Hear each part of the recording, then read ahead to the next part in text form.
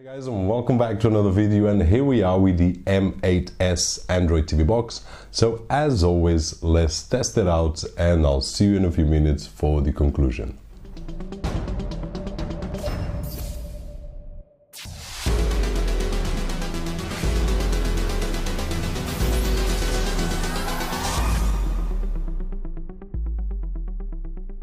So here we are with the M8S Android TV box, and on this particular device it features a very well known CPU, at least on the channel, which is the AM Logic S812, the octa-core Mali 450, 2GB of RAM and 8GB of NAND flash storage.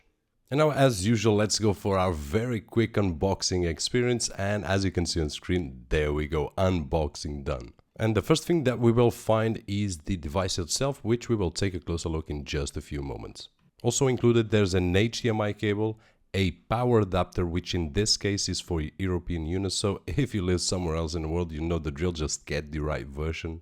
There's also included a infrared remote control, as you can see on screen, which feels nice regarding the size. Too many buttons for my taste, but that's a personal taste. And we will take a closer look how it works in a few minutes. And as always, no batteries included. And also a quick user guide, which in my opinion, you won't be needing it because these devices are very easy to set up, as I always mention on these videos. Now, looking at the front of the device, we will find the very dim blue light, which in my opinion is great. You can place this device on a bedroom, in a living room, wherever you want, because you won't notice that light. And of course, if you place the device on sleep mode, the light will go off. Now, on the left hand side, we will find no ports at all, while on the right side, we will find a full-sized SD card slot. And at the back, we will find the rest of the ports, being two USB 2.0 ports, one of them OTG connection, HDMI out, Ethernet connection, AV output, optical output, and that DC in. Finally, at the top, we will find that M8S logo, and at the bottom, 4 really nice rubber feet, which will keep this device on any surface, and of course, those vents that will help to improve the cooling of this unit. Let's start testing the remote control included, which is an infrared remote. And regarding infrared remotes, we can expect the same as many other infrared remotes, which is once you point it out to the device, it will grab the signal all right, but once you get off that angle, it will not capture the signal. Now, on my opinion, this is not a major problem. I always advise everyone, and those that follow the channel know that I do, just use a wireless remote control and you will get a much better experience. The one that we are seeing on screen, it's an unbranded wireless remote control, which will give you a much better experience, as I said. And besides having that capability of pointing at any direction, you will also have that air mouse capability. Regarding the default launcher pre-installed on this machine is nothing new to us by now. We have seen this launcher on other machines, and my opinion is still the same. This default launcher is great for those that are especially using these machines for the first time, which are very intuitive and very easy to use. But as always, this is an Android TV box, so you are free to go to the Google Play Store and just download your favorite launcher. And for those that follow the channel, you know that I do prefer to use this type of launchers, simple, just the weather time and my favorite apps. And on this particular case, I'm using the KK launcher, which is a free launcher available on the Google Play Store.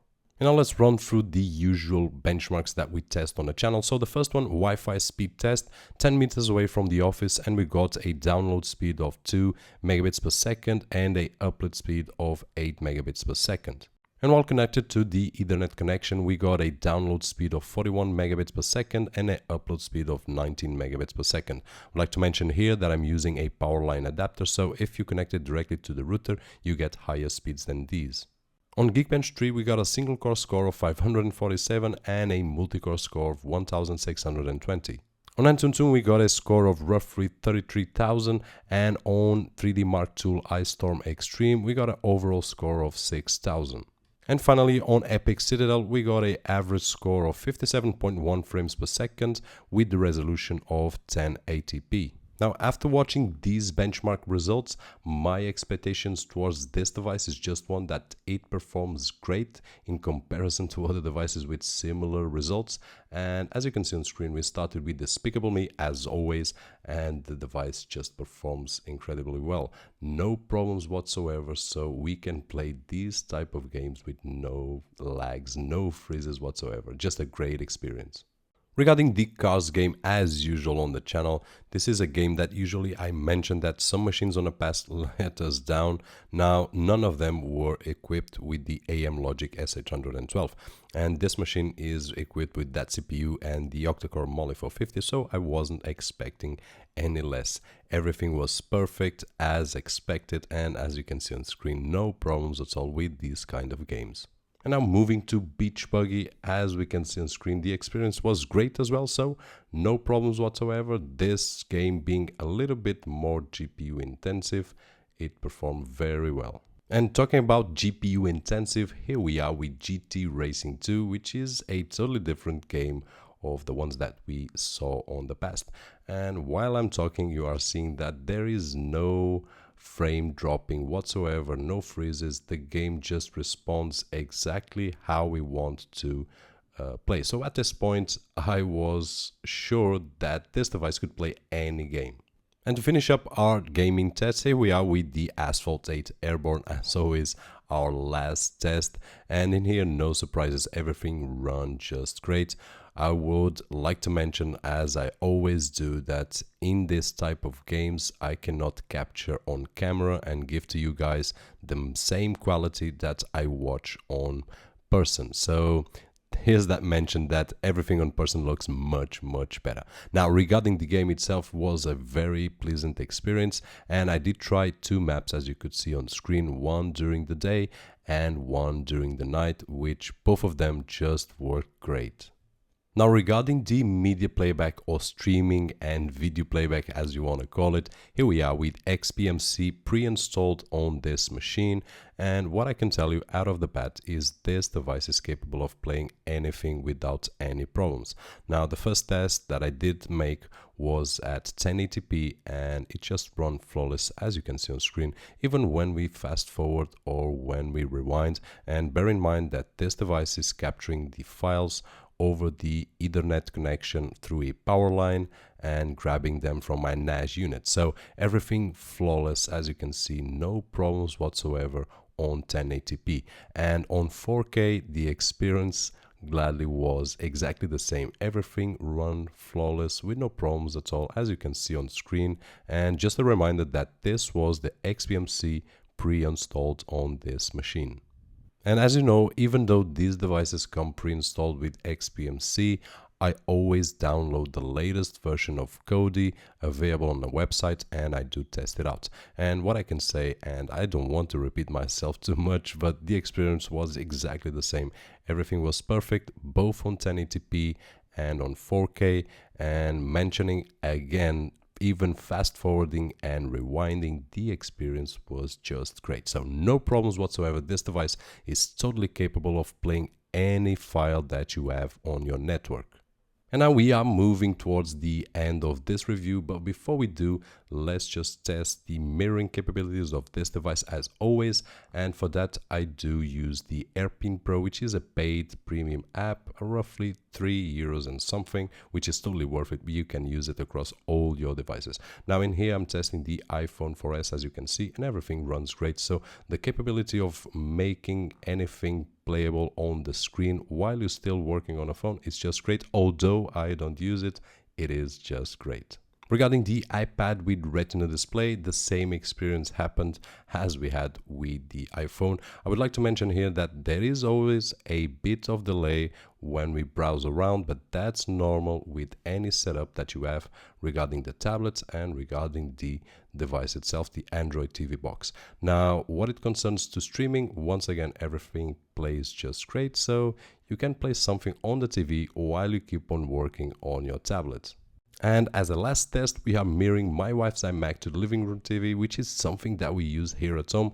And if you follow the channel for a while, you know that we use iPhoto app most exclusively to enjoy our photos on a living room when we have friends or family here.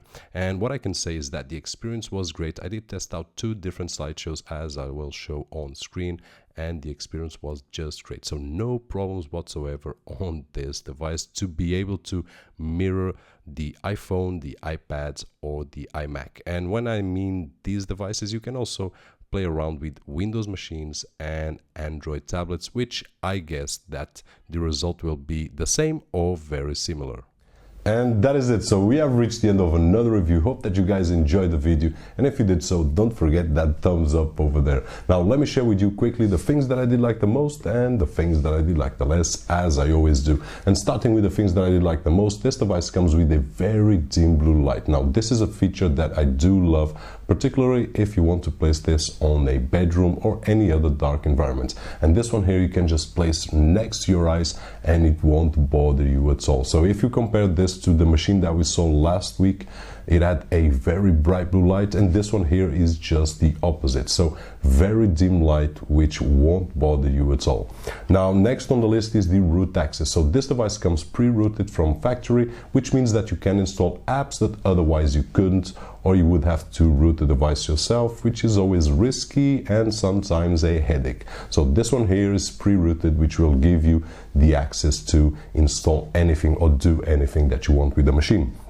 And lastly, on my opinion, of course, it performs just great for the price point that it has. Now let's go for the things that I did like the less, and on the first is the Wi-Fi speed test. As you saw, this device does about 2 megabits of download and 8 megabits of upload. So if you are considering this device for Wi-Fi, which I always advise against that, the results are not great, especially if you have a distance about 10 meters away, which is not small. 10 meters away from the living room to the office, the speeds are slow. So if you want to enjoy 1080p or 4K, you won't be able on these type of high quality files. So that's something to have in mind. Of course, I always advise to use a direct connection from the Ethernet, either directly to the router or with a power line adapter, which is what I use on my case for the living room.